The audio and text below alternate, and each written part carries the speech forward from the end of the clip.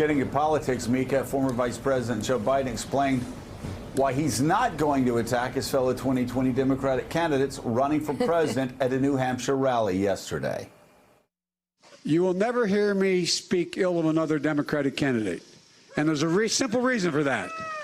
We have to be in a position, whomever the nominee is, to be able to win. And here's the second thing. What may disappoint you, I'm not going to get down in the mud wrestling with him. I'm not going to stoop to his level. I'm not going to engage in the name calling. President Trump, on the other hand, makes no such promise. Of course he doesn't. Here he is yesterday during a speech highlighting energy infrastructure and economic growth in Louisiana, offering his analysis of some of his potential 2020 Democratic opponents. I got Buttigieg. I got them all. I got Beto. Beto's falling fast. What the hell happened? Remember about four weeks ago, he said, I was made for this. He was made for it. He was made to fall like a rock. What happened to him? But he's trying to restart his campaign. That generally doesn't work out too well. Political geniuses, when you have to restart your campaign, history has said that that does not work out well, right? I don't know what the hell happened to Biden. What happened to him? I'm looking, I said, that doesn't look like the guy I knew. What happened to him? And Bernie, you know, Bernie's crazy. Bernie's crazy. But Bernie's got a lot more energy than Biden, so you never know. So it's going to be one of these people. Pocahontas, I think, is probably out. Boy, you got some beauties there. 350 million people, and that's the best we can do. I don't think so. Even as Democrats, I could pick better than that. Bad. You know, wow, we're talking through the soundbite because it's sort of interesting. Yeah, talking through the soundbite. Jim Van Dyke, you know, a couple of weeks ago when Donald Trump said, I'm young, I've got more vigor and vim than anybody. Right. Well, you know what? You look at a clip like that and he does. He just does. Let's just be blunt about Donald Trump. That guy can do on a campaign stage what nobody else can do. He can engage the audience. He can engage viewers despite the hateful rhetoric, despite everything else.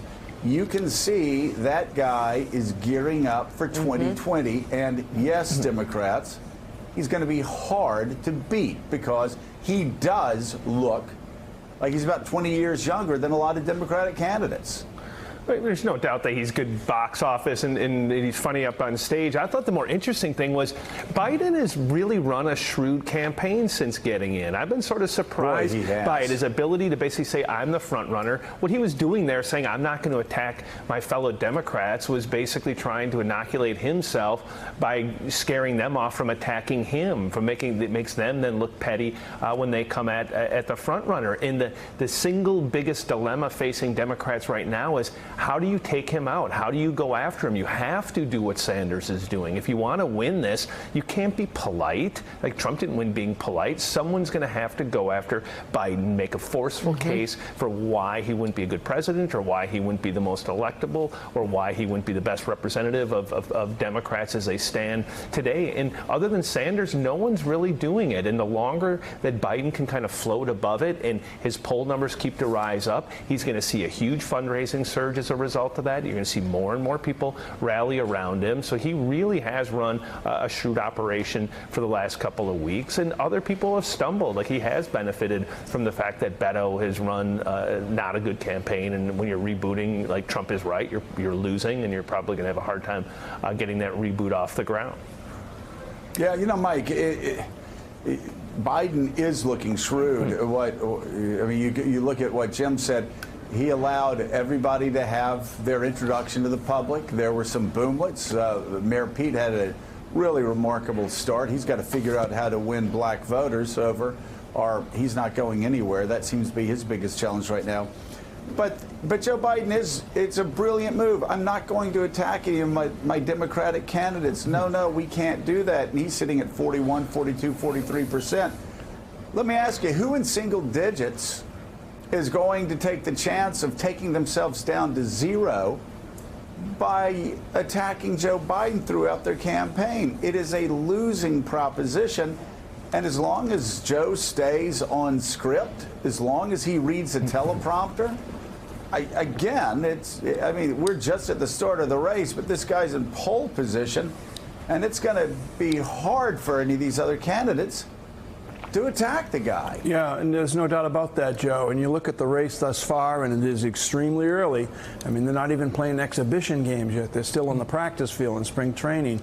But the former vice president is out there. He's got a considerable lead already. He's probably thinking, geez, I could have waited until July 4th or Labor Day to announce the way this thing is going. But in terms of his being attacked by the other candidates in the field, good luck with that, because I think in each performance that the vice president has been involved in, each appearance, you see him reiterating the same words. Basically, the underlying theme is we need to be calm, we need to be confident, we need to be strong, and we need to be pulling together, because there's only one objective in this campaign, and that's for the Democratic nominee to be able to beat Donald J. Trump. And all of the other issues take a backseat to that one issue among the non-Twitter voters out there. People aren't on Twitter the way they were on Twitter in Washington and New York and Los Angeles. They're just out there, Democrats are out there, waiting for the opportunity to have a candidate to retake the White House. You know, and Willie, Mike brings up a great point about non-Twitter Democrats. The New York Times wrote one of the most important pieces, I think, of this young political season a few weeks ago, when they talked about how Twitter so poorly reflects where rank-and-file Democrats are. Joe Biden needs to ignore the blue check marks. He needs to ignore the coastal elites. He needs to understand that even the pathway to the Democratic nomination does not run through newsrooms or editorial boards or on Twitter. It runs through places like South Carolina. And he's made it clear, as the vice president, since he launched his campaign, that he understands that. I was having that very thought as Mike said it. You're watching other candidates beat themselves up and apologize and hang their heads in shame for everything they've said and done over the course of their political career, and apologize for their privilege, and apologize yesterday, as Beto O'Rourke did on The View, for doing the cover of Vanity Fair. Joe Biden is saying... Wait, hold on. Whoa, what happened? Did he apologize for doing the cover of Vanity Fair? He was asked on The View if he regretted doing the cover of Vanity Fair, and he went on this long and winding thing with his head hung about how it was a part of his privilege that he did that. If you watch the interview, he was apologizing for a lot of the things he's said and done. And Joe Biden is not playing that game. Joe Biden is saying, yes, I voted for the crime bill. Here's why we did it. Yes, I feel bad. I called Anita Hill. I shouldn't have conducted myself that way. In some cases, he has gone back and cleaned things up. But by and large, he's not playing the Twitter game. He's not playing the activist game where he feels he has to apologize for everything he's ever done. You know, and there's one other thing involved here, Joe. Mika, you interviewed Mrs. Biden, I think, last week. And she's a tremendous asset for the vice president in terms of issues that you just raised, Willie. And basically, I don't know whether she said it to you, Mika, or she said it in the past, that it's time to move on from some of these issues that were in the year, 2019. We've got an election in 2020. Things that you're talking about occurred 30 years ago. Let's move on. Well, and she's also so tapped into his message and his connection with middle-class Americans, with working-class Americans from all walks of life.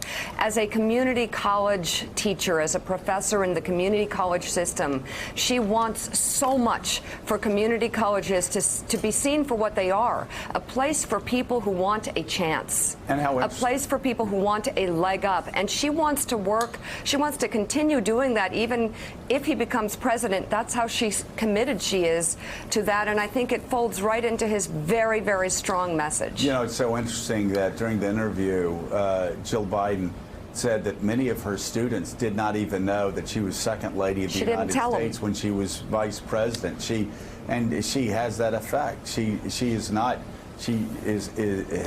been impacted by her time in Washington.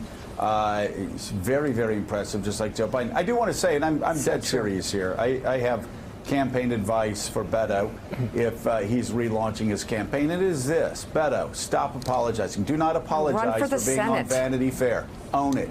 Do not apologize for having a very rich father-in-law. Own it. Do not apologize for taking Republican positions in the past. That's what you did, okay? That's what Donald Trump did. He took Democratic positions his whole life. Own it. Explain why you did it. Do not apologize for being white. Do not apologize for being privileged. Do not apologize for being a man. For being a man. And also, Beto, do not apologize for getting great press coverage. I feel like I need to give him a know your value speech. Because what you want is great press coverage. Let your opponents whine. Ignore the blue check marks. If you're on Twitter, get off of it. And just start talking to voters. They don't live on Twitter.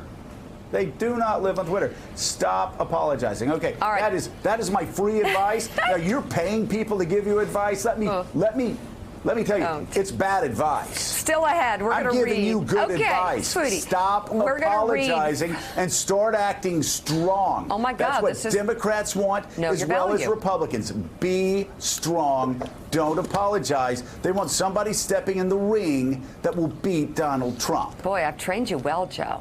KYV. Okay, we'll read from David Ignatius's new piece in the Washington Post entitled "Foreign Adversaries Have Figured Trump Out." This is a pretty frightening piece. We'll talk about it straight ahead. Thanks for checking out MSNBC on YouTube, and make sure you subscribe to stay up to date on the day's biggest stories. And you can click on any of the videos around us to watch more from Morning Joe and MSNBC. Thanks so much for watching.